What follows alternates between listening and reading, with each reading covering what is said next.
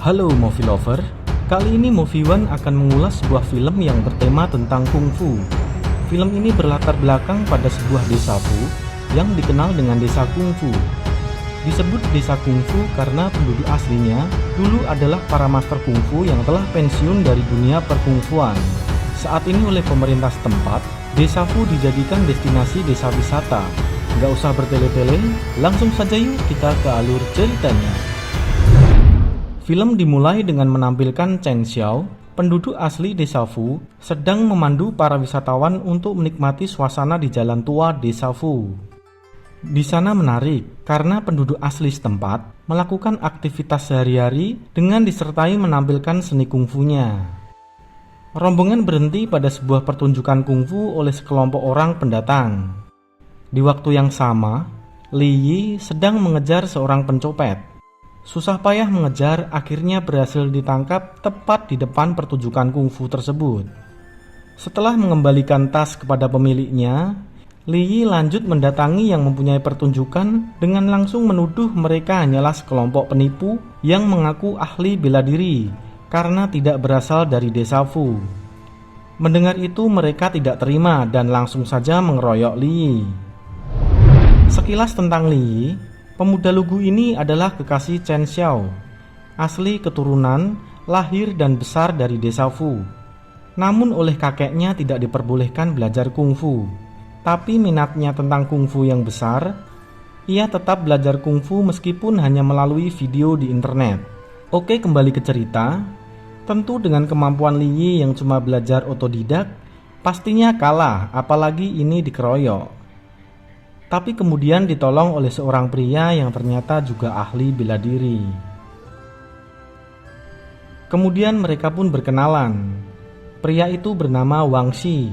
Li Yi kaget karena Wang Xi mengaku sebenarnya asli penduduk desa Fu, tapi sudah lama sekali merantau ke kota. Dan di kota, ia belajar kickboxing dari bosnya yang bernama Mr. Norris. Malam harinya, Li Yi mengingat kejadian tadi siang yang ternyata kickboxing sangat hebat untuk bertarung. Kemudian di depan foto almarhum kakeknya, Li Yi berkata jika ingin sekali mempelajarinya juga. Kayak pernah lihat, itu foto siapa ya? Keesokannya saat lari pagi, Li Yi kembali bertemu dengan Wang Xi yang sedang memasang baliho tentang promosi acara pameran desa Fu. Dalam obrolan, Wang Xi menjelaskan jika bosnya yang bernama Norris adalah mantan juara dunia kickboxing, kemudian menjalankan bisnis di bidang real estate dan karya seni Tiongkok.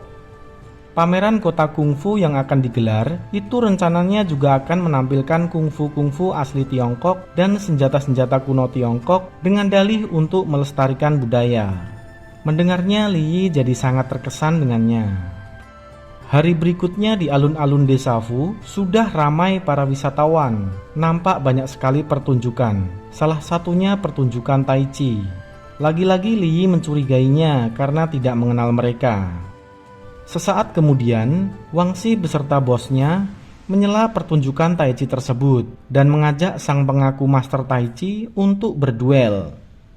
Mr. Norris dengan mudah mengalahkannya. Li Yi yang kagum dengan Mr. Norris kemudian mendekatinya. Mereka pun lalu berkenalan dengan menggunakan aplikasi penerjemah karena tidak bisa bahasa asing. Lalu Mr. Norris mengundang Li Yi dan Chen Xiao makan malam bersama di sebuah restoran. Mereka pun langsung menerimanya. Malam harinya Wang Xi datang ke restoran. Namun Mr. Norris tidak bisa datang karena ada urusan mendadak. Dalam obrolan, Wang Xi dengan dalih untuk mengembangkan desa Fu, ia mengatakan sebuah rencana, yaitu toko-toko milik penduduk asli desa Fu akan mereka renovasi disesuaikan dengan tema keunikan kungfu yang dikuasainya, sehingga lebih menarik minat wisatawan. Tentunya dengan biaya renovasi ditanggung oleh Mr. Norris, dengan catatan hanya toko milik penduduk asli desa Fu.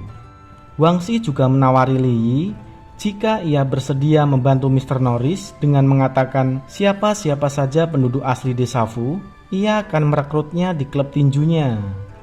Li Yi dan Chen Xiao pun sangat senang mendengarnya. apalagi Wang Xi juga menjanjikan sebuah pekerjaan pada Cheng Xiao. Kemudian dengan lugunya, Li Yi dan Chen Xiao memberitahukan jika penduduk asli desa Fu adalah Paman Sun pemilik kedai daging, Bibi Xu pemilik kedai mie, kakek Liu pemilik toko kacang, dan kakek Chen kakeknya Chen Xiao pemilik kedai pangsit. Serta ia juga menceritakan apa yang ia ketahui lainnya tentang desa Fu kepada Wang Xi. Keesokan harinya, Li Yi sudah diperbolehkan untuk berlatih di klub tinju, serta Chen Xiao bekerja di staf klub tinju tersebut. Hal ini membuat rasa kepercayaan mereka kepada Wang Xi semakin besar.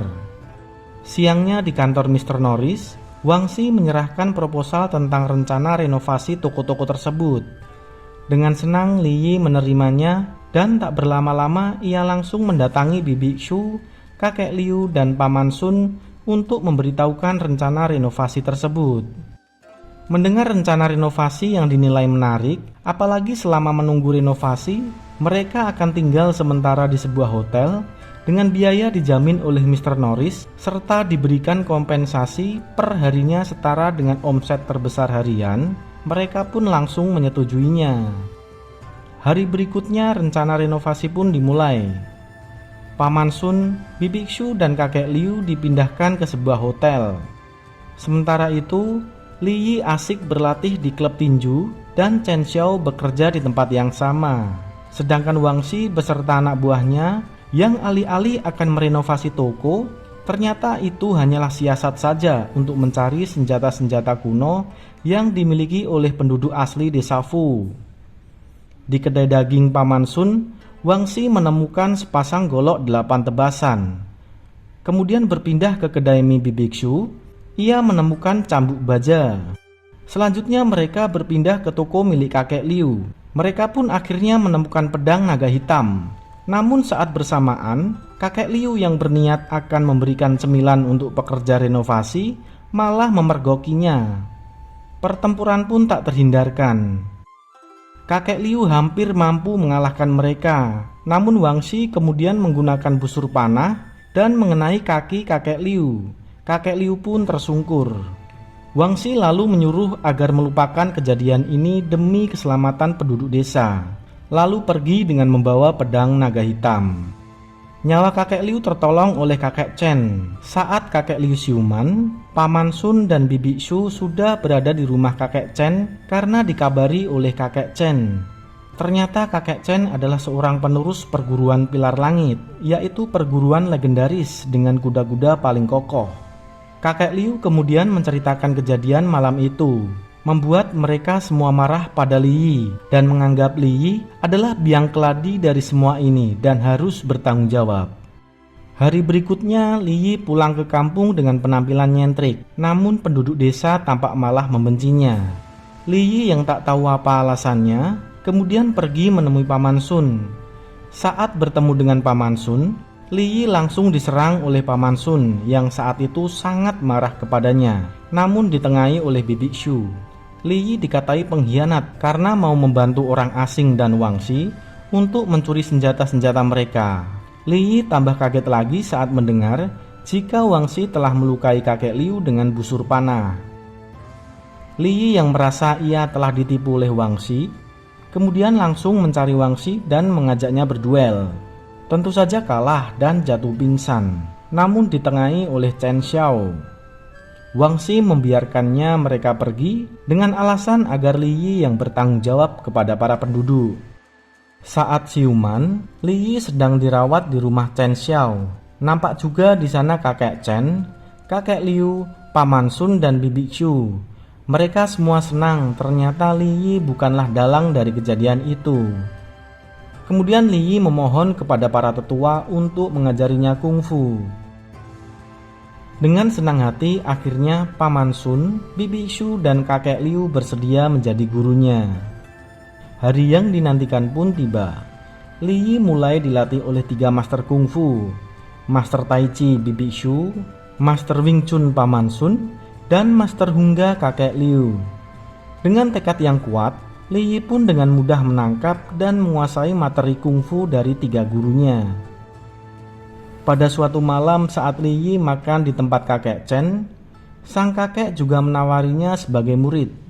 Li Yi kaget, ternyata kakek Chen juga seorang master kungfu. Tanpa koma ia langsung menyanggupinya. Mereka pun mulai berlatih ilmu kuda-kuda sekokoh gunung dan seringan bulu.